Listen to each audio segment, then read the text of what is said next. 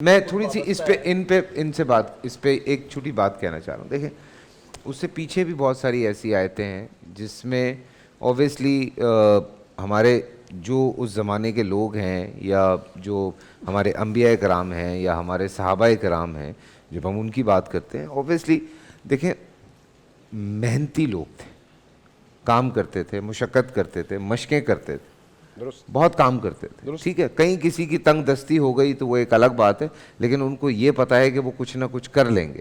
آج کے دور میں اگر کوئی ان پڑھ ہے اور وہ پہلے ہی کسی اور کے سر پہ پل رہا تھا اور وہ پہلے سے ہی اپنا کیا کہتے ہیں مدد پہ چل رہا تھا، اور اس کے پاس نہ کوئی ہنر ہے، نہ اس کے پاس تعلیم ہے، نہ اس کے پاس کوئی اور چیز ہے، اور اس پہ یہ کرنا کہ کسی کی بیٹی کی شادی اس سے کروا دینا. آپ کی بات بالکل درست ہے. دیکھیں ہم بات کر رہے ہیں قانون کلی کی، ہاں استثناءات کی بات نہیں کر رہے ہیں. اگر کوئی بھی شخص، آپ پاکستان کے معاشرے میں پڑھے لکھے لوگوں کا ریشو کیا ہے، لیکن پاکستان کی معیشت کو چلانے والوں کی اکثریت ان پڑھ لوگوں کی ہے، مزدوروں کی ہے، کام کرنے والوں کی ہے، محنت کشوں کی ہے، محنتی لوگ ہیں نا. میں یہی کہہ رہا ہوں، محنت کشوں کی ہے. یہ جو آپ بات کر رہے ہیں بالکل درست کہہ رہے ہیں، اس میں کوئی شک نہیں. آپ جب رشتہ کریں تو آپ یہ دیکھیں سامنے والا محنتی ہے یا نہیں ہے، غیرت مند ہے یا نہیں ہے، اپنی بیوی کو اپنے ہاتھ سے محنت کر کے کھلا سکتا ہے یا نہیں کھلا سکتا. یہ شرائط اس میں ہونی چاہیے. آپ سے کسی نے نہیں کہا کہ کسی بیمار ذہنیت کے حامل کو، کسی پاگل کو، کسی سست آدمی کو، نفسیاتی مریض کو، جو خود دوسروں پر بوجھ ہو، ایسے شخص کو اپنی بیٹی دے. کوئی بھی اس بات کی اجازت نہیں دیتا.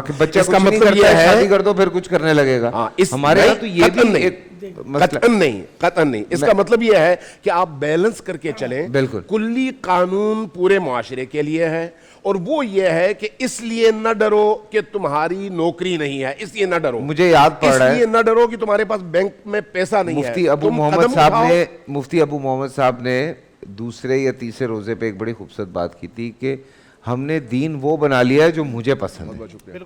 تو ہم اس وقت وہ والی آیتیں کوٹ کر دیتے ہیں جو ہمیں پسند ہے. ٹھیک ہے نا، تو ہم صرف اس چیز کو لے کے چلتے ہیں.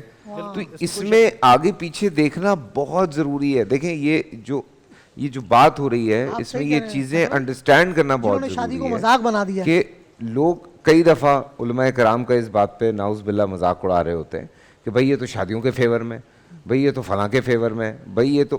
دیکھیں یہ کوئی بات وہ نہیں کر رہے جو میرے اللہ نے نہیں کہی.